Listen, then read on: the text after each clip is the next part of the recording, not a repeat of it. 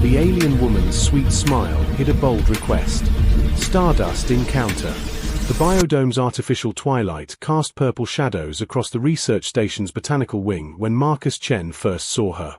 He'd been cataloguing fungal samples for 3 hours straight, his eyes burning from the microscope's blue light, when movement near the restricted section caught his attention. She stood there like a living aurora, her skin shifting between soft pearl and gentle rose gold as the biomimetic lights cycled overhead.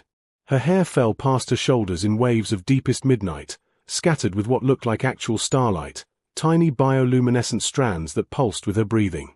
When she turned toward him, her eyes held the depth of nebulae, dark violet with rings of silver. Dr. Chen. Her voice carried an accent he couldn't place, melodic and warm. I'm Zara Loomis, the new xenobotanist from the Andromedan delegation. I was hoping you might help me with something. Marcus set down his datapad, acutely aware of his disheveled appearance after hours in the lab. Ms. Loomis, welcome to Celestial Bridge. Though I should mention the restricted section requires special clearance. Please, call me Zara. She stepped closer, and he caught a scent like rain on copper, utterly alien yet somehow comforting. And that's precisely why I need your help. My research requires access to the Terran heritage seeds. It's rather urgent. Something in her expression shifted, vulnerability flickering beneath her composed exterior. Her skin's luminescence dimmed slightly, taking on cooler tones of lavender and steel blue. The heritage vault is off-limits to non-Earth personnel, Marcus said carefully, though he found himself wanting to help her. Those samples are irreplaceable. What kind of research could possibly? The kind that might save an entire world's ecosystem, she interrupted softly. My planet, Lumenus, is dying. Our flora is failing, and we believe Terran genetics might hold the key to adaptation. She paused, her fingers absently tracing patterns in the air, a nervous gesture, he realized. I know it's a bold request, especially for someone you've just met. But I've read your papers on cross-species botanical compatibility. You're the only one who might understand. Marcus studied her face, seeing desperation carefully masked behind that ethereal beauty. His scientific curiosity warred with protocol, but there was something else, an inexplicable pull toward this mysterious woman whose very presence seemed to bend the light around her. Gardens of Two Worlds. Marcus found himself returning to the biodome after midnight, his keycard heavy in his pocket. Zara was already there, standing among the Martian ferns, their red fronds creating a crimson halo around her silhouette. Her skin had shifted to deeper jewel tones, sapphire and amethyst swirling like liquid starlight. You came, she whispered, and the relief in her voice made his chest tighten. I'm not promising anything, Marcus said, though his feet carried him toward her anyway. But I want to understand. Show me what you're working with. Zara produced a small crystalline device, projecting holographic images of dying forests, trees with translucent leaves crumbling to ash, flowers that bloomed black before disintegrating. 3 solar cycles ago, a cosmic storm altered our sun's radiation. Our plants can't adapt quickly enough. They work side by side in the humid greenhouse air, Marcus explaining Terran photosynthesis while Zara demonstrated her people's bioharmonics, the ability to sense plant consciousness through touch. When she placed her hand over a struggling orchid, her skin rippled with green-gold patterns. May I? She asked, reaching for his hand. Before he could respond, her fingers intertwined with his, guiding his palm to the plant. The sensation was electric, not just the smoothness of her skin, which felt like warm silk despite its alien texture, but something deeper. Through their connection, he felt the orchid's life force, weak but determined. Your people feel this with everything, he breathed, hyper-aware of her proximity, the way her breath stirred the air between them. Only when we touch, she murmured, her eyes meeting his. And only with someone we trust. The moment stretched, her skin beginning to shimmer with rose and gold, colors he was beginning to understand meant something more than mere biology. Marcus felt himself leaning closer, drawn by forces that had nothing to do with gravity. The heritage seeds, he said suddenly, pulling back. We could create hybrid strains. Not taking your Terran samples, but creating new ones. Together. Hope blazed across her features, her entire being luminous. You would do this. For science, he said, though they both knew it was becoming more than that. Her hand was still in his, and neither moved to break the contact. For science, she agreed, but her thumb traced a small circle against his palm, sending shivers through him. And perhaps, for other discoveries worth making. Moonlight Confessions. 3 weeks had passed in a blur of late-night research sessions and stolen glances. Marcus found himself anticipating the way Zara's skin would shift from professional cool blues during staff meetings to warm coppers and golds when they were alone. Tonight, she'd messaged him to meet at the observation deck, away from the labs, away from pretense. The triple moons of Kepler Station's host planet aligned perfectly, casting silver light through the transparent aluminum ceiling. Zara stood at the viewing wall, her reflection ghost-like in the glass. She'd changed from her usual research attire into something flowing and ethereal, fabric that seemed to be woven from starlight itself. On Luminous, this alignment is sacred, she said as he approached. It's when we share truths that can't be spoken in ordinary darkness. Marcus moved beside her, their shoulders almost touching. What truth do you need to share? She turned to face him fully, and he saw her skin cycling through colors he'd never witnessed before. Deep purples threading with gold, silver rippling like water, patterns that seemed to pulse with her heartbeat. These colors, she said softly, they're not just biological responses.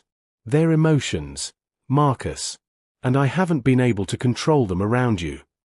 She took a shaky breath. Purple is longing. Gold is joy. And this, her skin flushed with deep rose shot through with starlight, this is what my people call the recognition. Recognition. When we find someone whose electromagnetic field synchronizes with ours. Someone whose very presence makes our cells sing. She laughed, but it was nervous, vulnerable. I came here to save my world, but I didn't expect to find. A sharp alarm cut through the air. Emergency lights bathed the deck in red. Marcus's communicator buzzed urgently. Security breach in botanical lab. Unauthorized genetic modification detected. Zara's skin went pale, shifting to ice white with veins of panic blue. They found our experiments. Our. Marcus repeated, realization dawning. He'd been so careful, but. I have to go, she said, already moving toward the door. If they trace this to you. He caught her arm, her skin warm and pulsing with fear colors under his touch. We face this together. That's what partners do. The word hung between them, meaning more than just research collaboration. Zara's eyes searched his, and for a moment, her skin blazed with that deep rose again. Partners, she whispered, and despite the alarms, despite the danger, she pressed her forehead to his, an alien gesture of trust that felt more intimate than any kiss. The storm within. The security office felt suffocating, its sterile white walls reflecting the harsh interrogation lights. Commander Torres sat across from Marcus and Zara, her expression unreadable as she reviewed the datapad containing their unauthorized experiments. 37 hybrid strains created without approval. Restricted materials accessed. And Dr. Chen, you used your clearance to give an alien diplomat access to humanity's genetic heritage. Torres's voice was sharp enough to cut steel. This is treason. It's survival, Zara interjected, her skin flickering between defensive silver and desperate amber. Commander, my world has perhaps one season left before complete ecological collapse. We're talking about billions of lives. That doesn't give you the right to steal from Earth's vault, Torres snapped. Marcus stood abruptly. She didn't steal anything. Every specimen was cultured from my personal research collection. The heritage seeds were never touched. He pulled up his datapad, showing the careful documentation. What we created was entirely new, combinations that could save not just Luminous, but could revolutionize agriculture on a dozen worlds facing similar radiation damage. Torres studied the data, her frown deepening. Even if that's true, the security breach was mine alone, Marcus said firmly. Zara had nothing to do with. Stop. Zara rose, her skin now blazing with fierce crimson and gold. I won't let you sacrifice yourself for me. She turned to Torres. Yes, I asked for his help. Yes, I knew it bent regulations. But look at what we've accomplished together. She gestured, and her holographic display filled the room with images, not just of dying forests, but of the new hybrid plants they'd created, already showing remarkable adaptation to varied radiation levels. You want to talk about theft? Zara's voice grew passionate. My people have shared their bioharmonic technology freely. We've helped Terra's colonies thrive on worlds you couldn't have survived without our knowledge. All I asked for in return was hope. The room went silent except for the hum of electronics. Marcus moved closer to Zara, not caring about protocol anymore. Her skin responded to his proximity, soft pearl and rose patterns dancing across her arms. Torres observed them for a long moment. You're in love with her. It wasn't a question. Marcus didn't hesitate. Yes. Zara turned to him, her eyes wide, skin erupting in that deep rose gold he now knew meant recognition, connection, home. Without thinking, he pulled her into his arms, and she met him halfway. Their first kiss was electric, literally, as their biofields synchronized, sending harmless but visible sparks of light dancing around them. Her lips were soft, tasting of something like cinnamon and starlight. When they pulled apart, both breathing hard, Torres was actually smiling. Well, the commander said dryly, that's certainly going in my report. A new constellation. The repaired ship hummed with alien harmonics, cloaked but visible to those who knew where to look. Ethan stood before it with the sisters, his heart heavy at the thought of separation. 3 weeks had rewritten his understanding of love, of possibility, of his place in the universe. Come with us, Morwen said suddenly, gripping his hand. See the cosmos through our eyes. Or, Celeste added softly, we could stay. Your world has much to teach us, and we have technology that could benefit your research. Lyrian smiled, the peacemaker as always. Or we could do both, establish a base here, journey together when your work allows. Time moves differently in space. We could have lifetimes of adventure and still return to your mountain. That evening, they celebrated their decision with a feast combining Earth and alien cuisines. The observatory's main dome was open to the stars, heat lamps creating a warm bubble against the mountain cold. Morwen had decorated with bioluminescent plants from their ship that painted everything in soft, shifting colors. As night deepened, the atmosphere grew intimate. Morwen pulled Ethan onto a cushioned area she'd arranged, her kisses tasting of alien wine and possibility.